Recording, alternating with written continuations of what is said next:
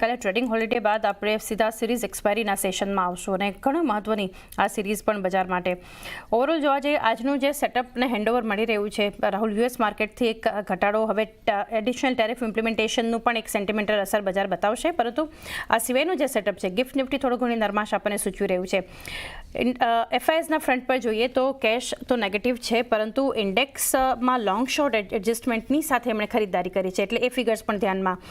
Nifty મોટા moving એવરેજની ઉપર trade કરી રહ્યું છે, વેલેસ બેંક નિફ્ટી જોઈએ તો મૂવિંગ એવરેજની નીચે આપણને ટ્રેડ થતું જોઈ રહ્યા છે. આ બધા વચ્ચે કઈ રીતે માર્કેટને જોઈ રહ્યા છો, રાહુલ? કયા લેવલ્સ ધ્યાનમાં રાખીએ? Good morning.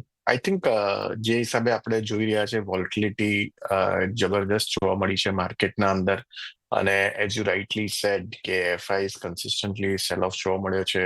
Long short ratio પણ આપણે જોઈએ તો શોર્ટ તરફ એ લોકોનો વધારે જોવા મળી રહ્યું છે. પણ ઇન્ટરેસ્ટિંગલી આપણે જોઈએ લેવલ્સ પર્સપેક્ટિવ વાત કરીએ તો મને લાગે છે જ્યાર સુધી 25,000ની ઉપર નિફ્ટી નહીં આવે મારા ખ્યાલથી, તો જ નિફ્ટી લેવલ્સમાં ખાલી 25,150 ફર્સ્ટ ને ત્યારબાદ 25,300 સુધીના લેવલ આપણને જોવા મળશે. અને જે હિસાબે ઓપ્શન ને રાઇટિંગ જોવા મળી રહી છે એમાં પણ એક ઇન્ડિકેટ કરી રહ્યું છે કે 24,700 નિયર ટર્મ અને ઉપરમાં 25,200 એક આ એક રેન્જ શોર્ટ ટર્મમાં ફોર્મ થતી જોવા મળી છે. સાયમલ્ટેનિયસલી બેંક નિફ્ટી આપણે જોઈએ તો મારા ખ્યાલથી બેંક નિફ્ટી સ્લાઇટલી વીકનેસ તરફ જોવા મળી રહ્યા છે. દિગ્ગજો બધા ઉપરના લેવલ્સથી ઘટાડા તરફ જોવા મળી રહ્યા છે.